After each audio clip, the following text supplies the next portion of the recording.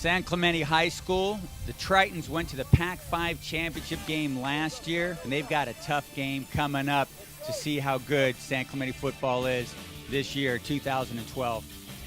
Hello again, everybody. Welcome to OCVarsity.com for our Gridiron Show. It is week 5, everybody, and here I am, Steve Fryer, in the Thalassa Stadium press box with Carlos Arias and Dan Albano.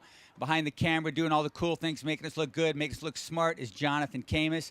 Guys, let's take a look at this game. We have Edison coming in, playing San Clemente. Edison is, 3-1? They're coming off a loss to Mater Dei. Tough game, 20-14. Loss for Edison in that one. And then San Clemente, they're 4-1. They got beat last week by Newport Harbor. Pretty one-sided game that was. San Clemente comes in to this game just like they did last week. They're down to their third-string quarterback, fellas. Sean Donnelly's out for a little bit more, maybe. And so, San Clemente's sort of up against it. It's going to be a tough challenge because Edison's defense, as we know, is really, really good. And it's going to be a tough challenge for Jaime Ortiz and his Tritons. Dan Albano, what's your take on this game? Well, San Clemente usually plays pretty well here. They're tough to beat here at home. I like the way they play, but, third-string quarterback, that's going to be a tough go. And I think really the red flag that went up for me with San Clemente last week is how many points they gave up against Newport Harbor. And I think Edison needs this game.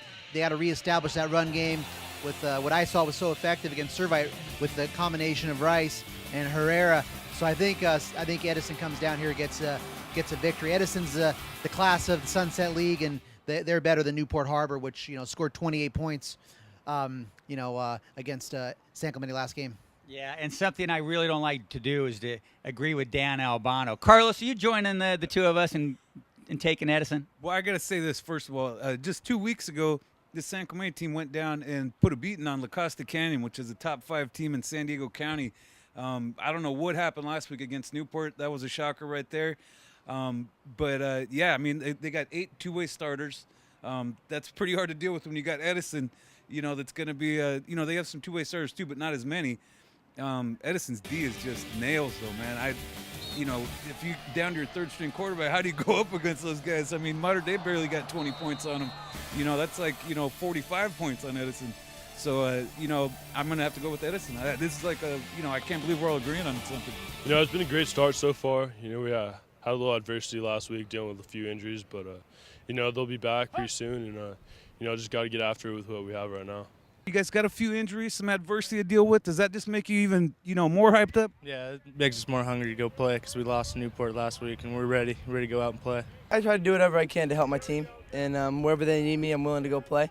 So if I don't have to come off the field better for me and for the team, then that's what I'm going to do. It's a pleasure to coach here in San Clemente. It's a one-town, one-school community. Got a great coaching staff and, great kids. And to me, that's the most important thing. I'm the guy that kind of trying to keeps everything in order, but it's the other coaches and the players that make it a great experience that it is. Coach, the big news down here is your quarterback's hurt, and how do you guys deal with that situation?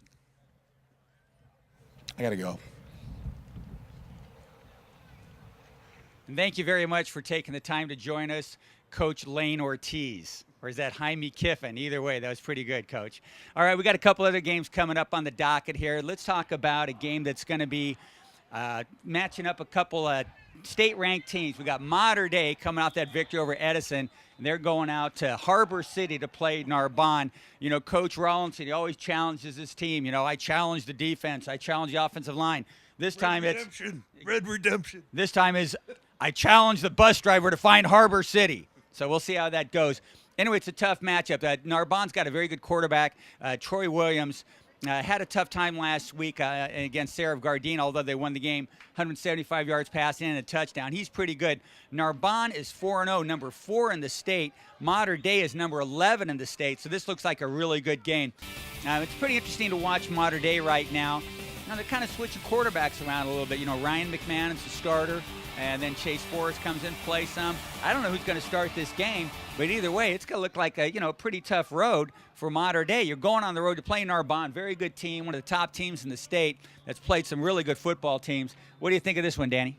This is going to be a really tough game for Mater Dei. Troy Williams, you mentioned, is committed to Washington. And they're the talk about Narbonne is that they're one of the best city section teams in quite some time, that they have a chance to really run the table. And this is going to be a huge hurdle for them if they want to get to a state bowl game teams like Crenshaw and Birmingham have done in the past. But I give Mater Dei a chance, and I'm going to pick Mater Dei to win this game because I like the Mater Dei secondary, and I think the cornerbacks Cooley and Jonathan Lockett and that Mater Dei secondary is going to match up pretty well against the athletes of Narbonne. I think some of the pressure's off Mater Dei because they're not favored in this game. That was a big game for them last week against Edison. So I think the Mater Dei can play a little bit looser and probably play pretty well up there.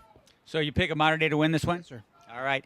You know what? I'm going along with you on that one too, Dan. And this is what I think. I think the Mater Dei has momentum. I think they've picked it up. I think they feel super confident, Carlos.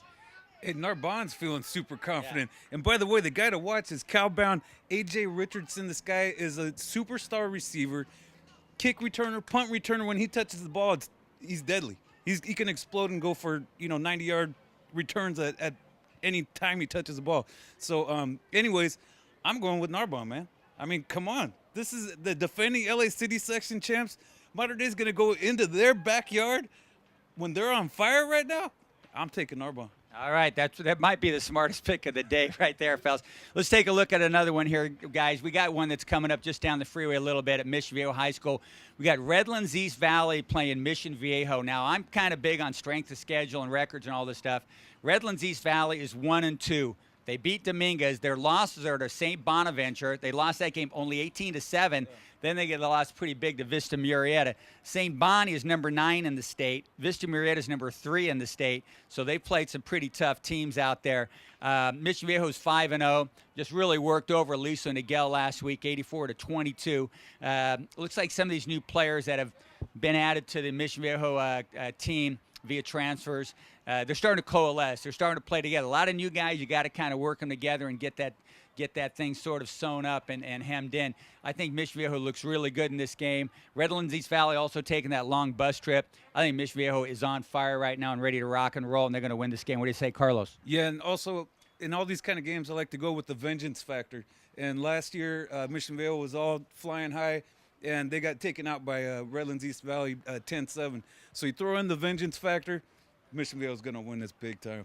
Yeah, Diablos with a vengeance factor. That's a good combo. What do you think, Danny? Well, your strength of schedule, I certainly respect the strength of schedule argument, but I think it might take a little bit of a hit this week, Mr. Fryer, because I think while Redlands East Valley has played a good schedule, and they should be commended for that, they still got to perform. And, I mean, they gave up 59 points to a very good Vista Murrieta team. Yeah. And I just, Mission Viejo is just coming off scoring 84 points, a school record against Elisa Niguel. So I just think it's going to be a big-time wipeout for Mission Viejo at home. I think they're more explosive right now than they were last year in that 10-7 game. So I'm taking Diablos pretty big, and, that's my pick. Hey, I'm a big strength of schedule guy. I know Dan and Carlos are to some degree, maybe not as crazy about it as I am, but we do a lot of crazy things here at OCVarsity.com where we've got you covered.